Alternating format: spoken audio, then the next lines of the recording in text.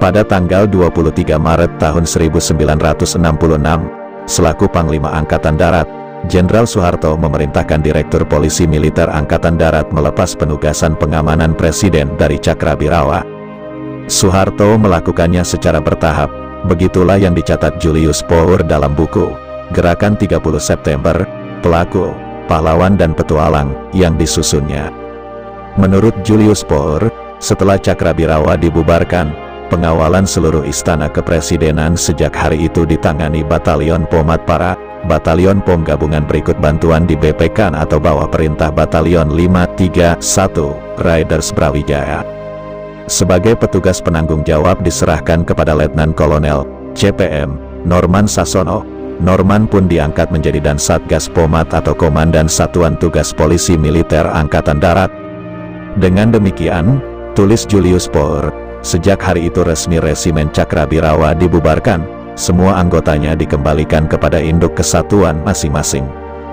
Meski Cakrabirawa sudah dilikuidasi dan penugasan untuk menjaga Presiden Soekarno sudah ditangani Satgas Pomat, AKBP Mangil Martowijoyo bersama anak buahnya, ex-detasemen kawal pribadi, DKP, masih tetap ditugaskan sebagai pengawal pribadi Bung Karno, dengan memakai sebutan baru, Detasemen Tugas Khusus Brimob Kepolisian.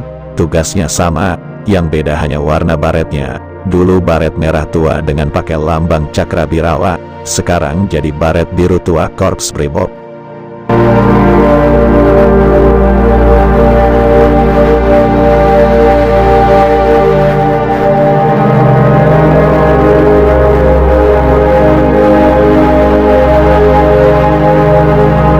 Menurut Julius Power, tugas Mangil mengawal Bung Karno berakhir tanggal 16 Agustus tahun 1967 berdasar keputusan bersama antara Panglima Korps Brimob dan Direktur Polisi Militer Angkatan Darat. Dengan semua anak buahnya dia kembalikan ke induk pasukan mereka, Korps Brimob, Angkatan Kepolisian. Selesai upacara serah terima saya pamitan kepada Bapak di Wisma Yaso, kata Mangil. Mangil mengenang suasananya ketika dia pamitan kepada Bung Karno. Bapak mengucapkan terima kasih kepada saya dan semua anak-anak DKP.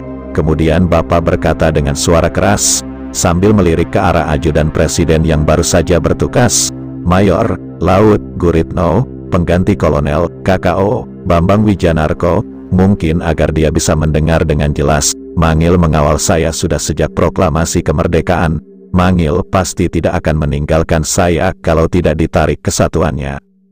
Menurut Mangil, setelah itu Bung Karno langsung menangis, sambil memeluknya. Menurut Julius Power, tanggal 15 November tahun 1967, Jenderal Soeharto, selaku Panglima ABRI, menganugerahkan Satya Lencana Penegak kepada Mangil. 3 bulan kemudian atau awal bulan Februari tahun 1968, Kolonel CPM Tahir, selaku Ketua Tim Pemeriksa Pusat, memberi perintah kepada Direktur Polisi Militer Angkatan Darat untuk memasukkan Mangil ke dalam tahanan militer. Mangil ditahan di rumah tahanan militer selama 3 tahun lebih, tanpa pernah diajukan sama sekali ke sidang pengadilan, sebagai saksi, apalagi jadi tersangka.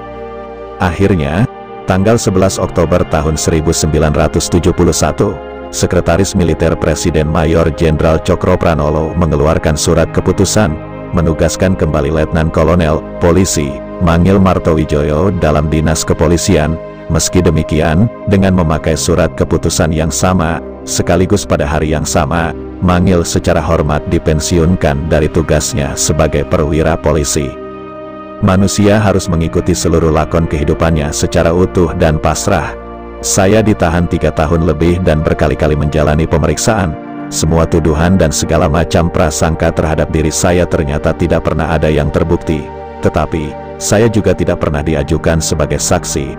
Dengan demikian, satu hal masih bisa saya banggakan kepada anak cucu saya, Mangil Martowijoyo telah diberhentikan dari dinas polisi dengan hormat. Artinya, saya tidak pernah melakukan kesalahan apapun selama 22 tahun bertugas mengawal Bapak, tutur Mangil. Pada dini hari tanggal 23 Januari tahun 1996, Tuhan memanggil Mangil. Keesokan harinya, ketika seluruh Jakarta sedang disiram hujan lebat, jenazah Mangil dimakamkan di Taman Makam Pahlawan Kalibata, Jakarta Selatan, Dengan upacara penghormatan secara militer, kehormatan Mangil Martowijoyo telah dipulihkan, tulis Julius Power dalam bukunya.